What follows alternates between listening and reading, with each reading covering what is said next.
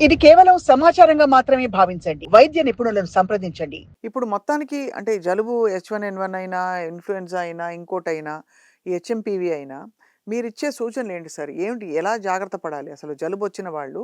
ఎందుకంటే ఒక టైంలో అజిత్రాల్ ఒకటి, డాక్సీ ఒకటి ఎడాపెడా వాడి పడేశారు.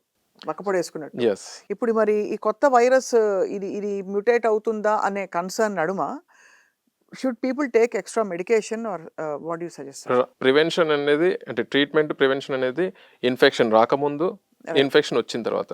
ఇన్ఫెక్షన్ రాకముందు డూస్ అండ్ డోంట్స్ మన కోవిడ్‌లో ఎప్పుడైతే తెలిసిందో అందరికీ సుపరిచితమే.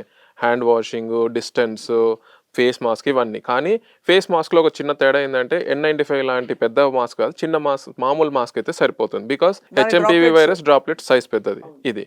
ఇక వచ్చిన వాళ్ళు ఏం చేసుకోవాలి అంటే మనకి ఏజ్ రీత్యా చూసుకుంటే చిన్నపిల్లలు, మధ్య వయసులో, పెద్దవాళ్ళు. సో ప్లస్ ఇమ్యూన్ కాంప్రమైజ్ ఈ 4 స్టేట్‌లో చూసుకున్న వాళ్ళు పిల్లలు ఇమ్యూనో కాంప్రమైజ్ అంటే అన్‌కంట్రోల్ షుగర్ గానీ, ఈ మన క్యాన్సర్ పేషెంట్స్ గానీ, చాలా పెద్ద వయసు వాళ్ళు గానీ, ఇలాంటివి ఈ 3 కేటగిరీలో సింప్టమ్స్ వచ్చినప్పుడు 1 ఆర్ 2 డేస్ చూసుకోవడం, అశ్రద్ధ చేయకుండా డాక్టర్‌ని సంప్రదించడం. ఏమని మామూలుగా అందరికీ వచ్చినట్టే అందరికీ same age irrespective of age ఎవరికైనా సేమ్ సిమ్టమ్స్ వస్తాయి. జలుబు, దగ్గు, తుమ్ములు, ఫీవర్, బాడీ పెయిన్స్. ఎవరికైతే ఈ సిమ్టమ్స్‌కి మించి ఆయాసం అంటే నిమిషానికి బ్రెత్స్ ఎంతైతే తీసుకుంటున్నారో అది పెరుగుతుంది.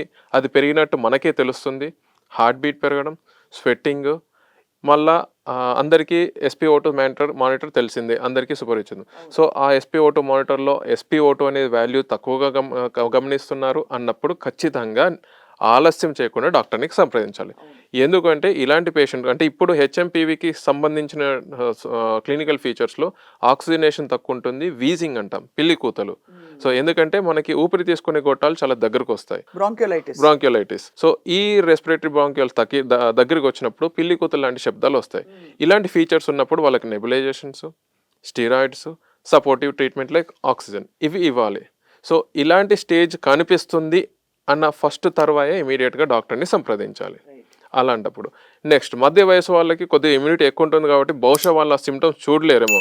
అంటే ఇప్పుడు ఇమ్యూనో కాంప్రమైజ్ చిన్నపిల్లలకి కూర్చున్న బ్రెత్లెస్నెస్ వచ్చినప్పుడు ఊపిరి తీసుకునేది ఎక్కువ కష్టపడతారు. అదే మధ్య వయసు వాళ్ళు రెగ్యులర్గా చేసుకునే పనిలో ఇబ్బంది పడతారు. ఎందుకంటే లోపల ఇన్ఫెక్షన్ ఉంది. కూర్చున్నప్పుడు బహుశా నార్మల్గా ఉండొచ్చు, ఎలాంటి ఇబ్బంది రాకపోవచ్చు. బట్ వాళ్ళు రెగ్యులర్గా చేసుకునే పని నడవడం కానీ, ఎక్సర్సైజ్ కానీ, స్టెప్స్ ఎక్కడం కానీ ఇలాంటి దానిలో కొత్తగా నోటీస్ చేసిన బ్రెత్లెస్నెస్ నోటీస్ చేస్తారు. అదేంటి సడన్గా వాళ్ళు రెగ్యులర్గా చేసే పనుల్లో ఇబ్బంది పడుతున్నారు కాబట్టి అక్కడ ఒక క్లూ.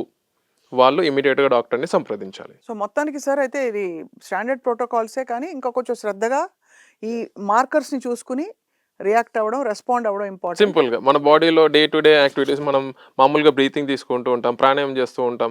అందరికీ తెలుసు హార్ట్ బీట్ పెరిగినప్పుడు బీటింగ్ పెరుగుతుంది, లేకపోతే ఊపిరి తీసుకుని సడన్గా ఇబ్బంది పడడం ఈజీగా గమనిస్తుంటే తెలిసిపోతుంది. అవును. కొంతమంది కోవిడ్ టైంలో ఏంటంటే పేషెంట్ అటెండర్స్ తీసుకొచ్చి పేషెంట్స్ మాకు ఇంట్రడ్యూస్ చేసేవాళ్ళు. సార్ సడన్గా బ్రెత్లెస్నెస్ లా కనిపిస్తుండే అంటే ఎక్కువసారి బ్రీతింగ్ తీసుకుంటున్నారు అది పేషెంట్ కూడా తెలియలేదు.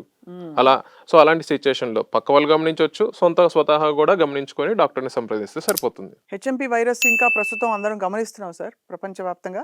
సో డాక్టర్ నవోదయ్ గారు థ్యాంక్ యూ సో మచ్.